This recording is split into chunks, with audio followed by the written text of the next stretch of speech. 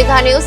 ఎన్టీఆర్ జిల్లాలో రచయితలు కవులు ప్రోత్సహించే దిశగా జాతీయ సాంస్కృతిక ఉత్సవాలు నిర్వహిస్తున్నామని ఎన్టీఆర్ జిల్లా కలెక్టర్ లక్ష్మీసా చెప్పారు.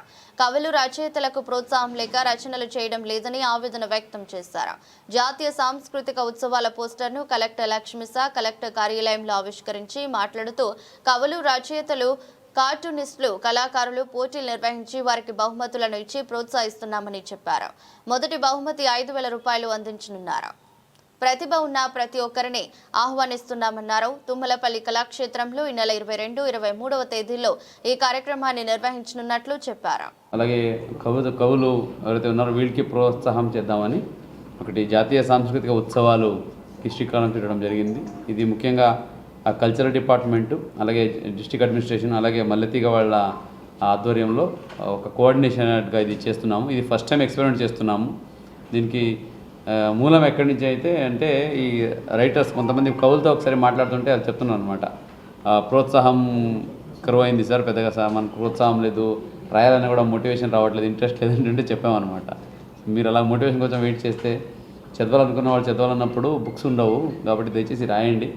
జిల్లా యంత్రాంగం నుంచి మేము ప్రమోట్ చేస్తాము. ఒక కాంపిటీషన్లో కూడా పెడతామని దేశవ్యాప్తంగా అలాగే మన రాష్ట్ర వ్యాప్తంగా ఉన్న వాళ్ళని చేసి పెడతామని చెప్తే సో దాదాపు 500 నుంచి 700 వరకు ఎంట్రీస్ వచ్చి ఉన్నాయి. అంటే కథలు, అలాగే కవితలు, అలాగే కార్టూన్స్. సో ఇటువంటి వాళ్ళకి పెట్టాము. దాదాపుగా 700 వరకు ఎంట్రీస్ వచ్చి ఉన్నాయి. దాంట్లో కొన్ని ఏదైతే ఈ కంటెంపరీ విషయాలన్నీ వాళ్ళు క్రోడీకరించి మంచిగా క్రియేటివ్గా ప్రజెంట్ చేశారు అటువంటి వాళ్ళకి బహుమతులు కూడా ఇవ్వబోతున్నాము. కథల పోటీలో 5,000 చొప్పున బహుమతులు, అలాగే దీని కవితల పోటీలో బహుమతులు, అట్లాగే కార్టూన్ పోటీలో కూడా బహుమతులు, అంటే క్యాష్ ప్రైజ్ కూడా పెట్టాము. ఎందుకంటే ఆ రైటర్స్ మోటివేట్ అవ్వాలి. అంటే మనం రాస్తున్నాము కానీ మనకి ఎక్కడ మాన్యత ఉంది, ఎవరు మమ్మల్ని అప్రిషియేట్ చేస్తున్నారంటే గవర్నమెంట్ అప్రిషియేట్ చేస్తుంది మిమ్మల్ని. మీలో కళ ఉంటే కంపల్సరీగా మీకు వేదిక కంపల్సరీ దొరుకుతుంది అనే ఉద్దేశంతో ఈ కార్యక్రమాన్ని మనకు శ్రీకారం చుట్టాము. ఇది మంచి ప్రోత్సాహం వస్తే కంపల్సరీగా ఇది ఒక యాన్యువల్ ఈవెంట్ లాగా కూడా మన జిల్లాలో చేయబోతున్నాము. దీనికి ముఖ్యంగా మీరు మీడియా మిత్రులు, మీరు కూడా మంచి రచయితలు మీలో ఉన్నారు, మంచి కవులు మీలో ఉన్నారు. కాబట్టి ఇది ప్రతి ఒక్కరికి ఆహ్వానము.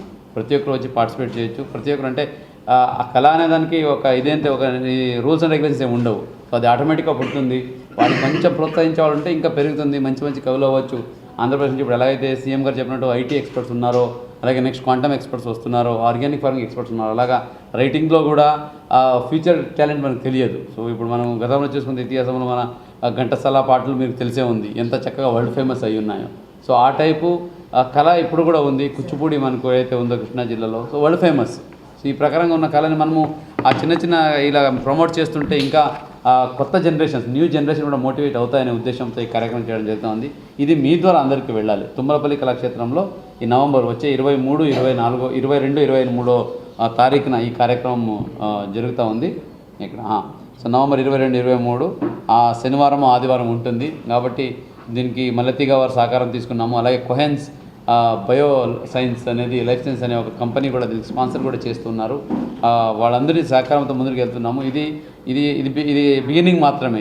ఇది మీ ద్వారా ప్రత్యేకంగా తెలియాలి. ఇంకా ఎవరైతే దీనికి పార్టిసిపేట్ చేయాలి, ఇటువంటి ఒక ప్రోగ్రామ్ కోసం వెయిట్ చేస్తున్నాము, ఇటువంటి ఒక వేదిక కావాలి అని చాలామంది వెయిట్ చేస్తున్నారు రైటర్స్. సో వాళ్ళందరూ